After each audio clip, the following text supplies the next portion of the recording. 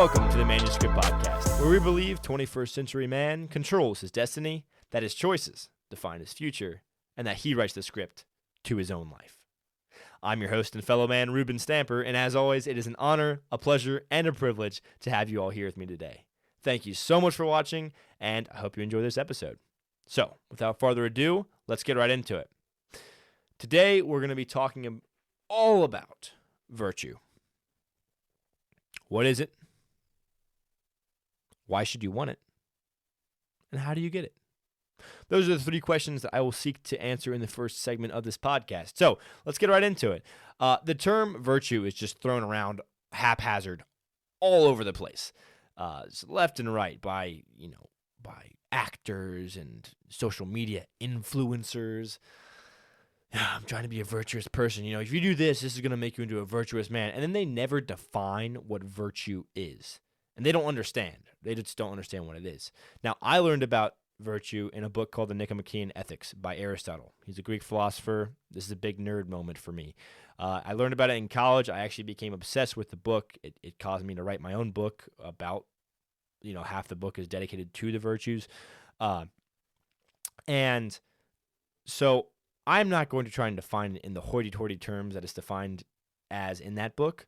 I'm basically just an educated hillbilly. That's kind of who I am. And so I like things given to me in layman's terms, right? Just brass tacks, just say it as it is, and let's simplify it as much as possible. Like, KISS, keep it simple, stupid. That is my modus operandi. Oh, man. There's a lot of terms going on here. Okay, anyways. So virtue, what is it? The simple definition is this. Virtue is a good habit done repeatedly, so much so that it becomes an integral part of your character. I'll repeat that. Virtue is a good habit done repeatedly that becomes an integral part of your character. Now, I'll break those three segments down real fast. I said a good habit. That's very important. You can't have a bad habit and call it a virtue.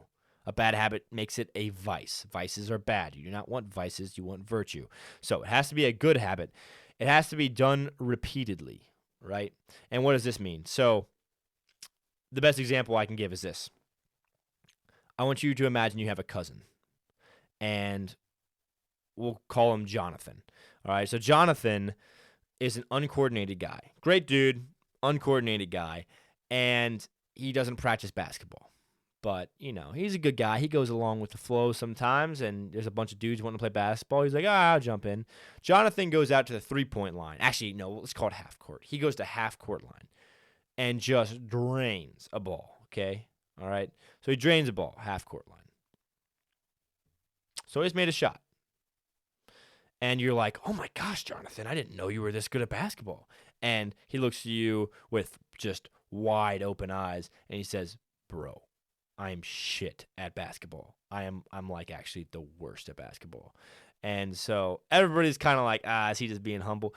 And they throw in the ball again, and he proceeds to miss the next 15 shots that he takes, okay? And so he is missing everything. Like, okay, they take him to the free throw line, he's missing shots. And so the point here I'm trying to make is just because you made the one shot, it doesn't make you a good basketball player, right?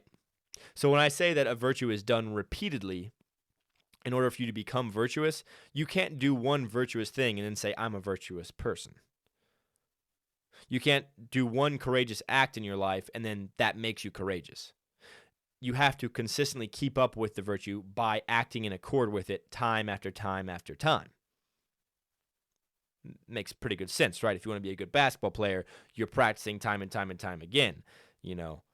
Michael Jordan in his prime, practicing for the Bulls just time and time and time again, in his prime. If he comes back years later, he's not going to be the same because he hasn't been practicing as much.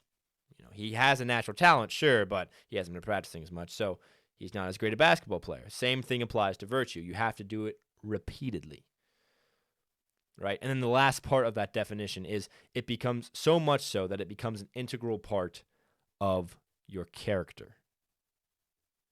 So best example I can give to explain this is it's basketball. You can just relate so much to it. I'm gonna go for it. Every good basketball coach teaches their players that free throws matter. Why? Because so many games between good teams come down to anywhere from 3 to 5 points. And a lot of times you can look back into that game and say, this guy missed a free throw, that guy missed a free throw. All of a sudden we are down. We've lost 5 points that we should have had. So every good coach goes to their guys and says, when you get fouled, those free throws should be on the board automatically, objectively, where you should go ahead and count them because you're so good at them. And so he says, the coach goes to his players and he says, okay, so I want you to be amazing at free throws, so I'm going to make you practice them every single practice that we have. So that's what he does. And practice after practice after practice, he has you go to the free throw line and take shot after shot after shot, and he's critiquing your form constantly, and you're tweaking things, how it rolls off your finger, the stance you take, how much, you're transferring the energy from your feet, up through your legs and just an extension of your arm, right? So he's teaching you all these different things and these minute things you have to change because you're trying to make it big in the basketball leagues, and you have to be perfect at this, all right? You need to be a consistent free throw shooter. So the coach teaches you this time and time again, and all of a sudden you find yourself in a championship game, right? You're in a championship game, and you guys are down by 1 point, and there's 10 seconds left in the second half, all right? So the game's almost over. It's almost over. You get fouled. You're the guy at the ball. So what happens? You go up to the free throw line, take a deep breath, take the shot, automatic. You made it. It's in. And this time you weren't thinking about the mechanics. You weren't thinking about the minute things you had to do. You had practiced that damn shot so much that it was just ingrained in who you were as a basketball player. You go up to the free throw line and you make the shot because that's who you are. That's what you do, right? And so because you have repeatedly practiced that, you don't have to think about it anymore. And that is a big component of virtue, is that when you take it on and you actually act in accord with a virtue time and time and time again, it becomes second nature. It just happens. You don't have to think about it. That's how you act. So that's what virtue is. It's not you're courageous one time, you do a courageous act one time and you inherently are courageous. No. Now, if you do multiple courageous acts time and time and time again, and you always act in accord with courage, then you can call yourself a courageous man. And I'll go way more into that down the road with, talking about specific virtues, courage and temperance and honesty, the social virtues that they make you absolutely badass at throwing parties. That's what the social virtues are kind of about, and just being good at going to parties and having fun. So I'm really looking forward to going into all that, but those are episodes down the road. And so now I've explained what virtue is. The question now is, why should you want it? Well, what's the point? I think with anything in life, people will tell you something's good. You should be given reasons for why it's actually good. The number one reason I would pose to another man for why you should try and become virtuous is this.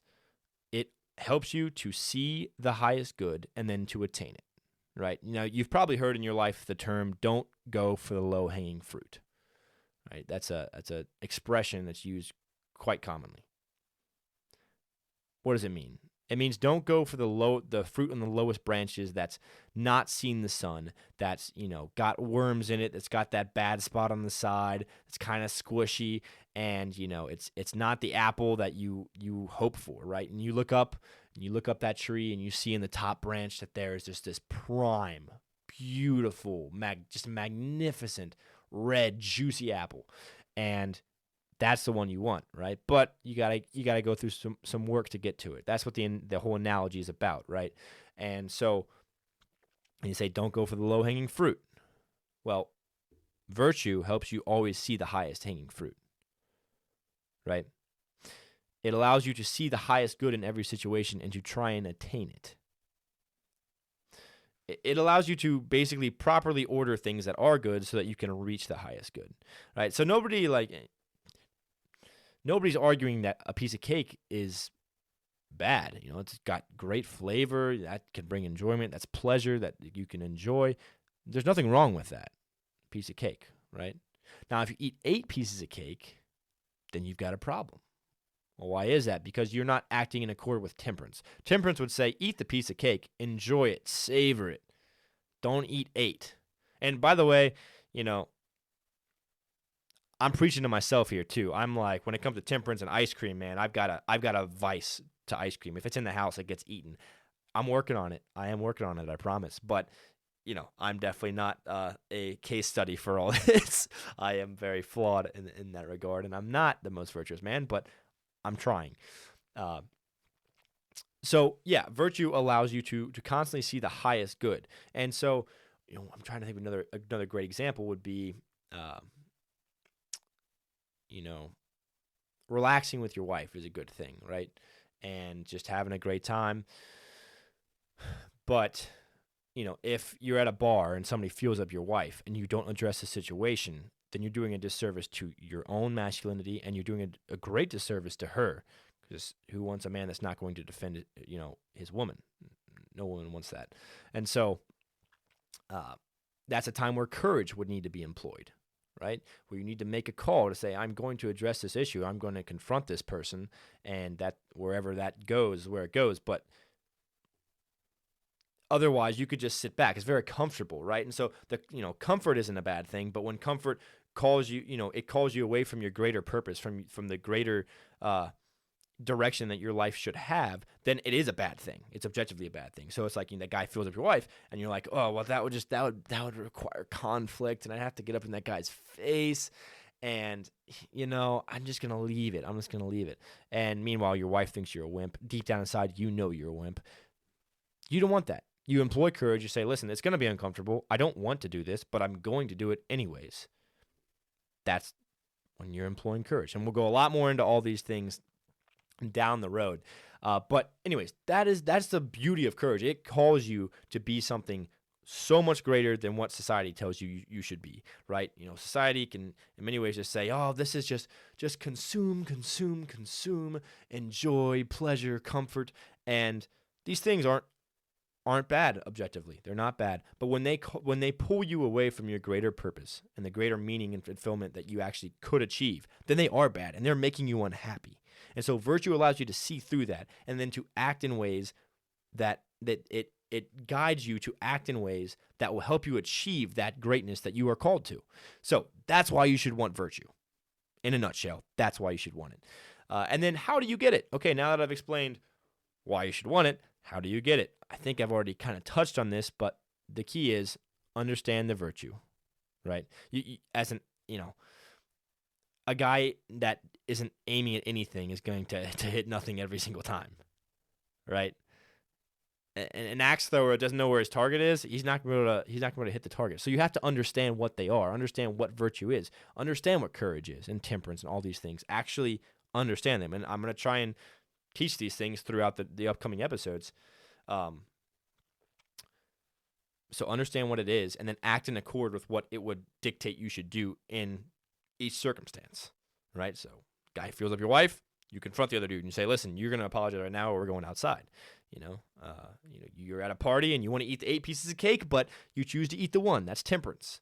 So all these things I will try and teach more about, but learn the virtue and then act in accord with it, and you will reach the highest goods that you can. So that's the segment on virtue. I hope you enjoyed it. I hope it cleared up a lot of things concerning virtue and gave us a great base to work from, so that in the future we can go more in depth with talking about amazing things like courage and temperance and honesty, all the amazing virtues out there. Anyways, I hope you enjoyed this segment of the Manuscript Podcast.